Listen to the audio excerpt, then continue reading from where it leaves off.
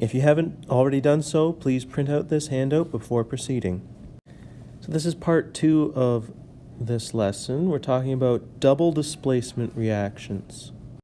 So in a double displacement reaction, typically you have two different ionic compounds reacting together to produce two new ionic compounds. So the key to remember is that the metal cations will switch spots. And most double displacement reactions occur in water. So all of the reactants are dissolved in water. That means the reactants are aqueous. One of the products is aqueous, the other product is a solid. And that solid is known as a precipitate. So a precipitate is a product that comes out of the solution. It's no longer dissolved in water. So we're going to write that as solid. So because of that, sometimes these reactions are called precipitation reactions. But really the main idea is you have two reactants dissolved in water.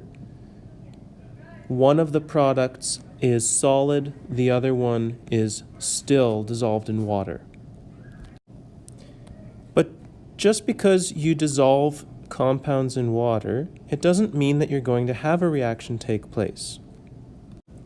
For the kinds of reactions we're going to be looking at, a reaction takes place if a precipitate forms. So we need a way of knowing if a precipitate will form. And that's where the solubility table comes in. So take out your reference sheet and look at the solubility table. This is what I'm talking about. On the top left of your reference sheet is the solubility table. So in order to explain how to use this, I'm going to show you an example. Okay, so let's pretend I have aqueous sodium chloride and aqueous silver nitrate. That means they're dissolved in water. So if I take my solid piece of sodium chloride and dissolve it in water, it's going to dissociate into its cation and anion. So we're going to have sodium ions and chloride ions floating around in the water. If I take my silver nitrate and do the same, dissolve it in water, I'm going to have it dissociate into silver ions and nitrate ions. So you have all of these ions just floating around in the water. So as they're floating around, you can have new combinations of the ions. You can have the sodium combined with the nitrate ions, or you can have silver combined with the chloride.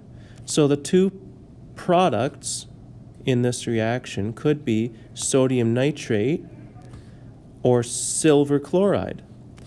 So we need to know, will either of those new products be a precipitate? And that's where our solubility table comes in.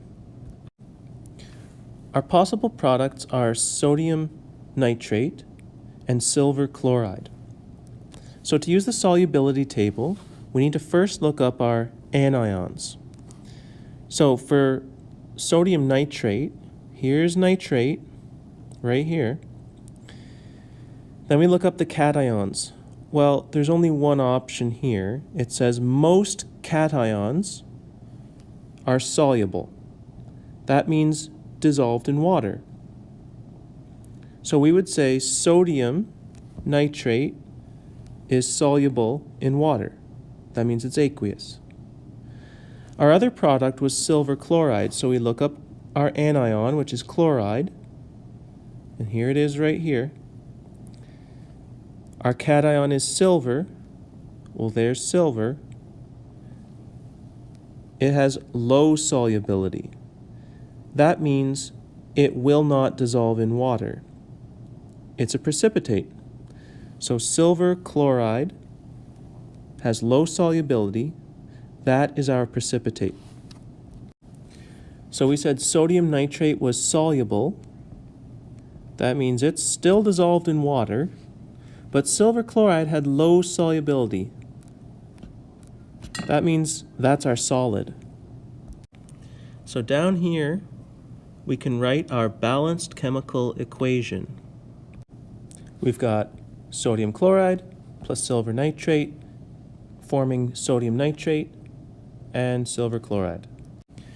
Now this here, the total ionic equation, what that's talking about is all of the ions that are dissolved in the water. So remember, we had sodium chloride dissolved in water. We had it dissociate into sodium and chloride ions. The silver nitrate dissociated into silver and nitrate ions. So every time you see aqueous, that means it's dissociated into its ions. So sodium chloride is dissociated into sodium ions and chloride ions. Make sure you don't forget the charges on the ions. Silver nitrate is aqueous. That means it's dissociated into silver ions and nitrate ions. Again, don't forget their charges. Sodium nitrate is aqueous, so it dissociates into sodium ions and nitrate ions. But silver chloride, that's our solid, that's our precipitate. It's not dissolved in water. That means it just stays the same. It's just solid silver chloride. So this total ionic equation shows you all of the ions involved in the solution. However, some of these ions are on the left-hand side. They're also on the right-hand side. And they haven't really changed. Sodium ions are dissolved in water at the beginning.